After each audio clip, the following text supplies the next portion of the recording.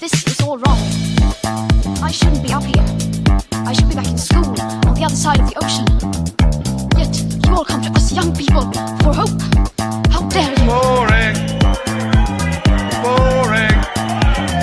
Boring. Boring. Don't tell us what we're going to feel.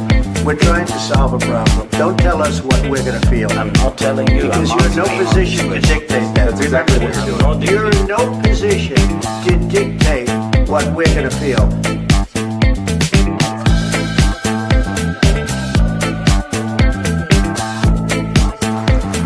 I call again for the immediate ceasefire in Gaza, the return of the sausages, the hostages. Welcome to a rather exclusive edition of Lembit Öpik Live here on unprecedented.tv, where we actually interview the newest councillor in the United Kingdom, and that is Councillor Alan Cook from Reform UK, who won a stunning by-election victory in London. Lots of reasons that is first. Lots of reasons that could be a problem for Kemi Badenoch. But first of all, thank you for the ever-increasing numbers for us here at unprecedented.tv. So many different shows, so much free speech. And please do carry on liking, reposting, and telling people to come to watch us if you think that's a good idea.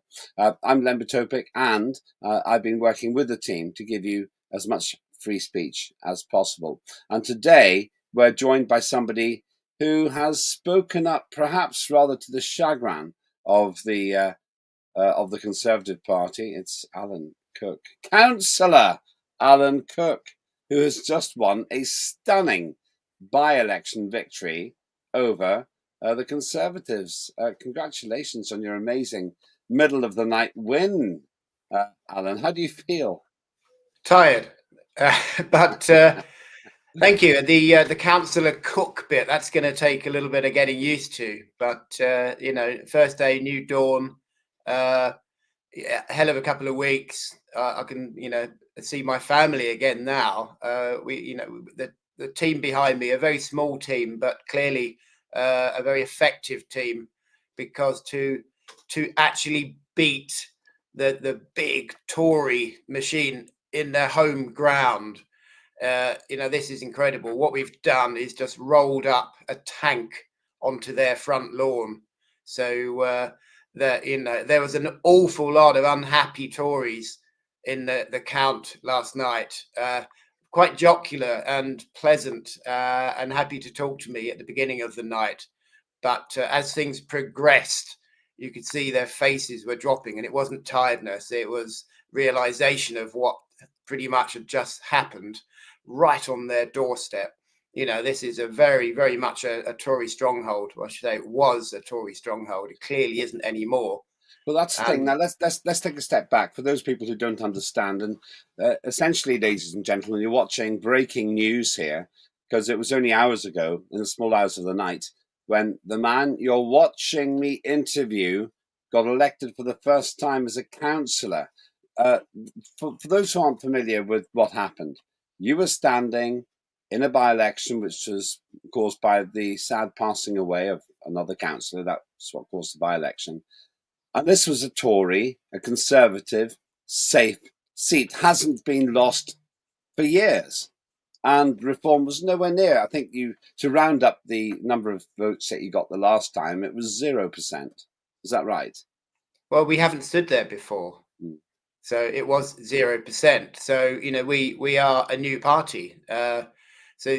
We didn't have the all of the procedures in place in the software that the sort of legacy parties have. So we were really fighting it by the seat of our pants. But it's obviously the tide has turned. The public have had enough of the dinosaurs, the legacy parties, and they want a fresh set of eyes on things. And you're jumping ahead, though. Okay, just to set the scene, because people around the country, around the world, won't understand this. Right, so a local council which runs the area, the town, if you like, that bit of London, only Conservatives elected in that area. You didn't even have a candidate. You had no percent. Labour came a comfortable third. Liberal Democrats up there somewhere as well.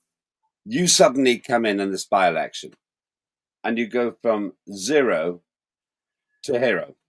Let's talk about the figures before we go into Well, the I don't think implications. winning puts you into the hero bracket. Actually doing a good job as a councillor and looking after the electorate, that will make you a hero, or just a good councillor, really. That's what a councillor's supposed to do. That's just his job. So I don't really think the hero comes into it at all. All right, But, you don't want to talk about the figures. I'm going to put the figures up there. Let's okay, look at them. sure. Right, But before we now, do, can I just say, condolences to Jonathan Laidlaw's family, because he was the councillor that passed away recently, sadly. But he was a jocular, he's a happy chappy. I met him a lot of times. He was quite a good advocate for reform, and he actually came along to a few of our meetings. So it's sad, but actually, it's what he would have wanted. So in that respect, it makes me happy to actually win, above actually wanting to win and getting into that position so we can make a difference in Bromley. I should actually say on that point, Alan, that you were the one who introduced me to him. I was once there looking at what was happening, looking at whether there could be a political earthquake in your part of the country and the city of London, and he was a very pleasant man. And I have to say, very surprised whenever he passed away. And we do have to think about his family. I think it's gracious of you to say that. And that left a vacancy. And obviously, the Conservatives assumed they would win that seat. Labour, Liberal Democrats, obviously in the game as well. I met the Liberal Democrat candidate. I'll talk about that a little bit later on. But these were the results, I think. They were quite substantial, not least because you seem to be very much in a position of, well, starting from a zero base. You hadn't stood there before. And look at the figures. You, Alan Cook, Reform UK, got 1,342 votes. Ruth Fabricant from the Green Party got a tiny, minuscule 185 votes. I think they're out of the scene. I'll ask you about that later. Laura Christine McCracken, the Liberal Democrat, 540 votes. Elizabeth Hookway Morgan, Labour Party, 720 votes, barely ahead of the fairly useless Lib Dem performance. And then Ian Frederick Payne, the Conservatives, apparently the local Conservatives, to try to differentiate themselves from the national Conservatives. I want to ask you about Kemi Badenoch in a minute. 1,161 votes. Now, some of the best psephologists, a psephologist is somebody who talks about politics, they predicted yesterday a majority for you of potentially around 200. And it wasn't far off that. It was around 181, I think. Yeah. Well, you would know that figure exactly. 28% turnout, once again. Some were telling me that it'd be something like that. That is a substantial victory. I take it there was no recount. Oh, not at all. That it's not a big number for a general election, but for a local election, that's a high enough percentage of the votes for people to realise that if there is a small error, it's not going to make any difference at all.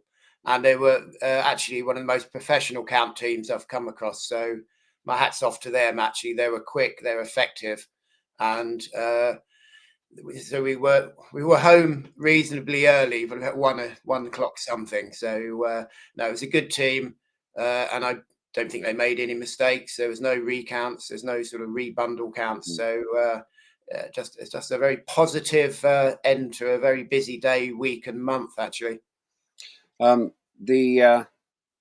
not sure quite why the Greens highlighted on this. Just to explain the order, I'm told it's because it's alphabetical. Maybe it's to highlight how preposterously weak the Greens are there.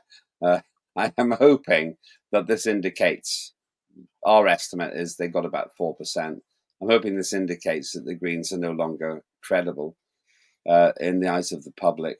The Green Party pretty much is a communist party masquerading as an environmentalist party, because if you actually look at their policies, it's quite frightening. It's all about wealth redistribution. Well, we've also got the Liberal Democrat. Let me just say, someone I know met was Laura McCracken, the Liberal Democrat, who's, I think, American by birth. And then the most extraordinary debate with her where she implied the most, I haven't independently corroborated this, so I don't want to go too far because it's so ludicrous what I was told that she said. But she suggested that extreme force should be used in Ukraine. And she said that, I know this for a fact because I heard it, that her number one priority in politics was Ukraine above all else. I'm not sure how she thought that. Well, Bromley I don't think Council. Bromley Council has much input, influence, or policy on Ukraine, to be honest. So, let's keep it local. Well, she wasn't keeping it very local when I heard her say that. I mean, it was just making a mockery of the local elections. Most people would probably be more interested in her policy on potholes rather than on but we're gravity seeing bombing it with Russia. Gaza. So people are getting voted into government positions on their stance on Gaza. We are coming into a dangerous and unprecedented time in politics. So let's keep it local. Let's keep it UK. And we are the only UK-centric party. All the others are pretty much the Uni Party. All four of them are sort of global socialists. So we're the only party that puts the electorate, the UK citizen, and this country first. So one of the reasons we're doing so well is people now actually realise that. And this, I know it's a cracking win locally in Bromley. I am the first Reform UK councillor in Bromley, and that's quite an achievement. However, there's 32 boroughs in the Greater London area, and I'm actually the first elected Reform councillor in the whole of the GLA, so the whole of Greater London. That is pretty frightening for the Conservatives. I understand also that Kemi Badenoch, the leader of the Conservatives, made a visit yesterday during the election. Yesterday. It's a bit of a toss of the dice, isn't it? She's at risk of losing one of their crown jewels, one of their super safe seats in a super safe area, and a historic Tory area. So she has a decision to make. Do I not go there and risk my appearance, not making the difference they need, or do I go down there and add a small percentage or whatever that may be, how many 100 votes the leader of the party gains by going to a by-election. So if she does go down and they still lose, her presence doesn't make a great enough difference. That is not a great optic for her. She took that gamble and she's lost. So this may have repercussions over the next days and weeks for her position within the Tory party. That's the thing. I'm asking, does this actually challenge her leadership of the party? Because I heard from people who were at that by-election. I knew it was a really important by-election. I knew it was something of a test case. She turned up in a by-election, a local government by-election, and they still lost to Reform UK. They still lost to you. You must have been a bit surprised, maybe you weren't, that she made the effort of going there. They must be. I was a little concerned because, we have a very small team down here and amazing team. My campaign manager is just unbelievable. I think he slept properly in the last few weeks. So he was a little bit ratty by the end of it, but we forgive him for the result. But I was a little bit shocked and a little bit worried when Kemi turned up. But we've got the groundswell behind us, and this is where having a national party that people believe and trust in behind you actually really helps as well. So obviously we did a lot of work locally. We spoke to thousands of people on the doorstep, but also they see a growing party that has their best interests at heart at local and national level. So it's a winning combination. It's going to be difficult, I think, now to stop us in a lot of the upcoming by-elections in Greater London. That's your campaign manager was Clifford. I don't know what his surname was. Miller. Clifford. Well, You can name check him if you want. You're the victor. You're the victor. But this chap Clifford was apparently, according to social media, seen sitting outside a pub in the rain, giving Well, leaflets out. the ward has 3 pubs in it, and they're all pro-reform. So, pretty much, if you want to drink in your ward, you've got to vote reform. We will be having a victory That's party a heady in one of the pubs. I'm not sure you can back that up. I'm not sure it's a legal Of course, I can't requirement. back it up, but that's said in jest, of course. So anyway, this chap Clifford, your campaign manager, was sitting outside in the rain, and from what I can see, from what my team were able to see in knocking together the program this morning, there were videos of you being outside the pub. Why were they? People were doing this? photographing us and videoing us outside the pub, and they really are. They say these parties say they're against hate. They are the parties of hate, and we were being videoed and photographed at every opportunity.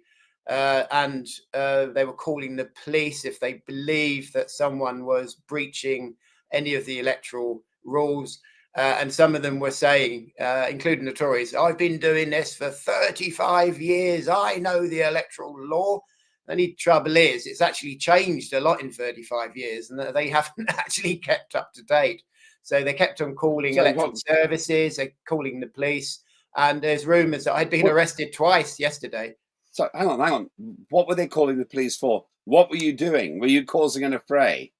Oh, no, just talking to people as they approached the polling station and wearing a rosette with our emblem in the middle. So they hadn't realised that you're allowed to do that. So, the new guys got it right and the old guys got it very wrong there. Hang on, let me just check. You were accused of breaking the law to the point that they might call the police because you were wearing a rosette, and on the basis of what, where you were standing? Wearing a rosette, talking to people. They were phoning up the sort of head office of a pub chain, complaining that we were outside their pub, and they really. Hang on, you're making this up. You're making this up. No, absolutely not. This is what we're up against. They are worried. They are scared, and a lot of them are not nice people. I can't tell you what now. I can't. The electoral services in Bromley are very nice, very good at their job, and they can see through the BS, and they're not happy with it. They are not happy being used as pawns by other parties to try and strangle democracy and trying to stop reform. All they are doing really is pissing off the people that run democracy. Language, Councillor. Don't use language like that, please. Carry on. Anyway, go it's on. Old English. It's fine. Okay, okay. I know what else is in Old English. We're not having any of that. Used to mean tilling the land. We're not saying it. But go on. The electoral services didn't like what was going on. Well, of course not. It's they're doing their job. They don't want to be phoned up every 5 minutes by people accusing someone of wearing a rosette that doesn't meet requirements or having a conversation with someone outside a polling station. It's let's get on with it. Any serious breaches, obviously, look into. Anything which is anti-democratic, look into. But these people, they're whinging, they're whining, they're attacking every opportunity. And we the electoral services said, "Oh, do you want to report anything? Is there anything that you've seen?" And I just said, "No, we're just getting on with the job." And if there's any serious attacks on democracy, I'll let you know. But otherwise, I'm not going to bother you. So did they also accuse you of walking on the cracks on the pavement and looking at people in a funny way? Most people are too old to know what you're referring to there, Lembit. But no, I didn't get accused of any of that. Not the 9 o'clock news.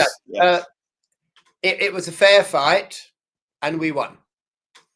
Now, this does lead to some quite remarkable results. Can we just get the figures up again? I just want to be clear about this. this wasn't a close call, was it? I mean, it was basically. Can we just get? Yeah, there we are. Okay, thanks. 1,300 to 160, 200 vote majority. Doesn't sound like a lot, but I've been involved in politics a long time. That's a substantial win, especially from a standing start. Labour, absolutely nowhere. The Liberal Democrats, almost at a joke level, considering they got 72 MPs, and obviously they have councillors in Bromley already as well, so they got a lot of help. They had a lot of their MPs come down as well, so they did rely on as I said earlier on, these parties, the legacy parties, do have big election machines behind them, and they have their leaders who can come down and trying to dig them out of holes, and their MPs to come down to force the situation. But unfortunately, none of that worked for them anyway. Yeah. And why do you think none of it? Why do you think they didn't get any momentum there? Because frankly, the Liberal Democrat vote is pathetic, considering. I mean, I used to be a Liberal Democrat MP. I know how good the Liberal Democrats can be in a by-election situation, and they didn't. Well, without that machine, what would their vote be? Their machine worked; it got them 540 votes. But without that big electoral machine behind them, what would they have got? 200 votes. That's about 12. It shows you the real. Sorry, they only had got about 12 or 13%. Yeah, I mean, I'm guessing without all that hard work, with all that machinery behind them, they would have got a few hundred votes. So it just shows that the support isn't there for them. Now, is this the man who's responsible for your victory? Not you at all, Alan Cook. I think both of those gentlemen are responsible for my victory, actually. Oh, right. Okay. So your Napoleonic advance in politics means that you're equal to Nigel Farage, are you? Absolutely not. Have you told him you've said that? I spent a lot of time in the ward, and what he's done, it's actually incredible the help he's put forward, because just about every other person you speak to says, "Oh, I know Nigel. I met Nigel." And it doesn't matter when they met him. If it's 30 years ago, they mention it. And Nigel down here, because he's a local lad, must have spent a lot of time in pubs and Waitrose, because that's it. I met Nigel in this pub. I met Nigel in the Waitrose here. So and I must have heard that about 150 times. So Nigel, over 30 years, has done an awful lot of groundwork for me down here. Do you think you could have maybe put some more branding on this leaflet? Do you think it was sufficiently branded with Reform UK? I'm assuming. We in Chatterton Village, it's a little sort of high street in the ward. We were outside and just handing out stickers to people. So on the polling day itself. So an awful lot of the population of Bromley Common and Holwood Ward that day were walking around with Reform stickers on them. So yeah, you can't overdo the branding. Only because the branding seems to be working. I'm just wondering, I suspect it's only fairly early. If you're watching this live, it's fairly early. If you're watching the archive, then it could be any time. But I'm wondering if I'm guessing about 9 hours after the announcement, has Nigel Farage got in touch with you yet? Not that it really matters. Lucky you, I jumped straight on your show, so I haven't actually checked my phone. It's been vibrating all morning, so I'll check it after the show. That's very good of you to give us this exclusive, by the way. Isn't it? Well, yes, it is, because you must be exhausted. I know from my own political experience how hard the candidate is worked on election day, and you pretty much exhaust the activists too. And it was raining a lot. You guys must have got pretty wet yesterday. Yeah, we had both extremes really. We at the beginning of the campaigning, we had like a mini heat wave, so scorched grass everywhere. And we had this team, zooming around, delivering leaflets, and it was hard work. It was really hard going. And then when we were, sort of moved on to more of the canvassing stage, yeah, we had rain, followed by a bit more rain. So many soggy leaflets. But you know, that our small team just kept on plugging on, and they got the job done. There We're are two. small but hardy bunch. There are two women who may feature in this. I'm told from my team that that your partner was traveling around with Mad Max, somebody who was driving in a remarkable way to get from one place to another. We owe her. But he didn't break any laws. I think you're probably referring to his sort of driving technique more than anything. But if you look around his car, there are no dents on it, so he can't be that dangerous. But I think someone did describe it as a fairground ride. he was committed. You know, on the doorstep, talking to people, so many people were mentioning speeding cars and errant parking. So I think speeding in the ward is a big issue, and it's something that I'll have to look into very, you know, severely, because you know, it'd be nice to get back to the ways where our kids could, you know, play in the streets a bit more. So with the cars zooming around at these great speeds, I'm not an advocate for 20 miles an hour everywhere. Totally against that, apart from outside schools. But we do need to look at excess speed. And yeah, I never went in the car with Mad Max, so you know, I can't really comment too much. Well, that's one of the questions which my team came up with. I know that election day can be quite stressful, so there we go. And well, I don't think I tend to just flow with it. You know, there's no by the count time that, you know, your job is done. There's no more influence you can have, so there's no point really stressing over it. But I must admit, when seeing how close it was, I was getting quite nervous at the end, and I didn't actually prepare a winning speech. I didn't want to jinx it, but I just thought, you know, what are the possibilities of us beating this sort of behemoth of a party on their own doorstep, and with them rolling in the leader as well. You know, it's a Herculean task what we've done. So I didn't have a winning speech, basically. Well, I'm surprised at that, because I thought that you probably would be wanting to win. You don't come across as an arrogant person, but you certainly No, come I want across to as win, a, of course I do. But the odds of winning, I would have thought, were so short. But you know, it's the people what done it in the end. You know, they believed in me, they believed in the party, they believed in our leader over those three things for the other party. You know, their candidate, their policy, and leader. So all to them, really. You know, it's a public that have created this victory. I have to say, as somebody who's been involved in politics professionally for 40 years, it's a stunning result. A stunning result. Mm. It means that if you can win in, what's the name of your ward? It's Bromley Common and Holwood, but this is a pathfinding victory. You know, I'm the first elected Reform UK councillor in London, and that is a huge press-worthy event. So I'm probably going to have a few more people knocking on my door quite soon, and yeah, it's going to take a while for it to sink in fully. Put it that way. You know, people have already started calling me Councillor Cook, so that's going to take a while to sink in as well. I have to say, you have a stature and a caution with your words that I haven't been aware of before. I hope this doesn't mean that you're just going to become part of the mainstream. Absolutely not. No, I'm just I'm tired. I've got my coffee here. I haven't drunk it yet, and yeah, no, I'll be a bit more risque next time. Don't worry. You like it when I do take the mickey out of you anyway, don't you? I'm not asking you to do anything you don't want to do. The question I've got for you, fundamental question, is Kemi Badenoch, the leader of the Conservative Party, hasn't been able to reverse the decline.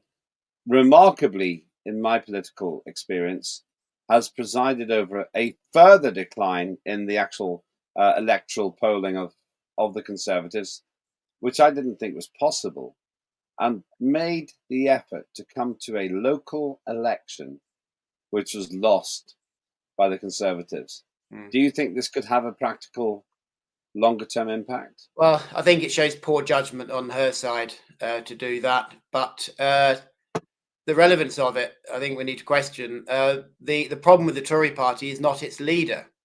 The problem with the Tory party is their history, their broken brand, and the fact that it's a systemic problem through the whole party and CCHQ. This is not an easy turnaround by putting a new leader in front of it. The whole party is still a sort of more of a liberal Democrat in a bad way party and global socialist. Well, sorry, explain CCHQ. What does that mean? Well, basically, the way the Tory party is set up, they have this sort of almost anonymous body in the middle of it that controls an awful lot of the party through tentacles. You probably know the structure of it better than I do with your 40 plus years in politics. You're making me sound arrogant now. It's true. People tend to do that themselves.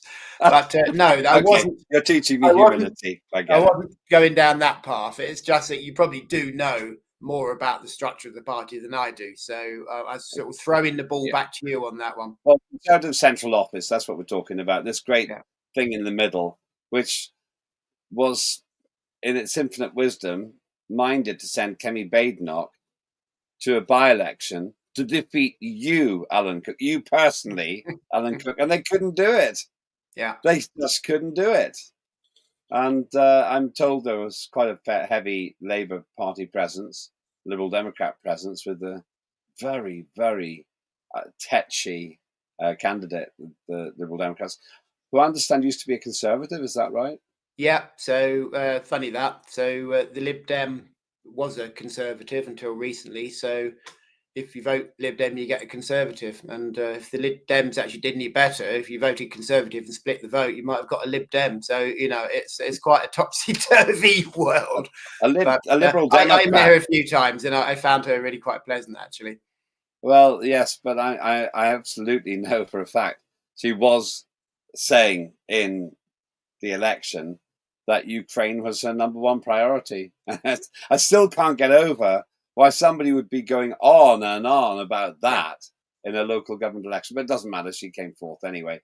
Right. So your next steps then. What do you do now you've been elected? Do you have to go for a swearing in? Do you have to go and sign up for your expenses? Do you get posh dinners and free tickets to Wimbledon or something?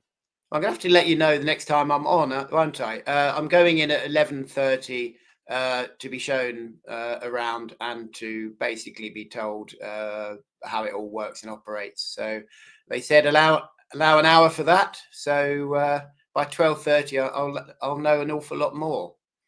And at that point, then, do you get introduced to Klaus Schwab from the World Economic Forum? That's going to be interesting because, I'm going to make a nuisance of myself in there. I'm going to be a fresh set of eyes. I'm very analytical. I'll probably put a different perspective on a lot of this. And I don't think politics should have a great role in local government. Fixing a pothole, it doesn't matter if you're from the left or the right, what your ideology or dogma is, it's a pothole, fill it. So I'm going to go in with a business head, not a political head. And so, they may not like that, but I'll work with anyone on any side of the politics as long as they, use common sense, push common sense forward and put the electorate first. So, forget the party politics. And does this do you good with Nigel Farage? Do you think he will actually, do you think you'll get a personal career benefit from this? Maybe you haven't thought about it. Will this man be pleased that his face of course he's was going to be all over happy. Bromley? He's local to down here, and I spoke to him recently, and he wanted us to win here, very much so. Obviously he did. Obviously he wanted you to win. Yeah, but we'll have a victory party quite soon. Let's see if he pops down. I've heard he likes a pint and a fag, so we'll wait and see. Well, congratulations, and you must be exhausted but lifted by the adrenaline of being a councillor. I remember when I won in 1992. All those years ago, when I became so wise, wise enough to Absolutely. lose in 2010. I think I remember seeing the announcement on TV in black and white. It was, yeah, quite moving. I think a lot of people remember seeing the announcement of me losing my parliamentary seat. But I can say that I really enjoyed being a councillor. I have to tell you, I actually enjoyed that more than being Well, that's good a to member hear. of Parliament. So congratulations, and thanks for giving us this exclusive first interview, Councillor Alan Cook. That's quite remarkable. That is Councillor Alan Cook, who got elected about 9 hours ago. And it's a landmark change. Make no mistake, I may be having light conversation with Alan Cook, but I can tell you as a seasoned observer and participant in the political world, it is a stunning victory for Reform UK. And it does indicate that the Conservatives continue their decline and Reform UK continues their actual progression in the ballot box. You may or may not like Reform UK, but be aware this new kid on the block is beating all the other parties at their own game. Thanks very much for watching. Do have your say as well. But Reform UK is now established in London with a political first. Kemi Badenoch went to this by-election, this local little government by-election. And I understand that Nigel Farage did not. But Nigel Farage's man won and Kemi Badenoch's man lost. What does it mean for the Conservatives? We'll see. They'll play it down, of course. But the reality is this only increases the likelihood of Prime Minister Nigel Farage. I'm Lembit Öpik. This is Unprecedented TV. We'll see you shortly. This is all wrong. I shouldn't be up here. I should be back in school on the other side of the ocean. Yet you all come to us young people for hope. How dare you? Boring. Boring. Boring. Boring. You got it work. Don't tell us what we're going to feel. We're trying to solve a problem. Don't tell us what we're going to feel. I'm not telling you. Because you're in no position to dictate that. That's exactly what you're doing. You're in no position to dictate what we're going to feel.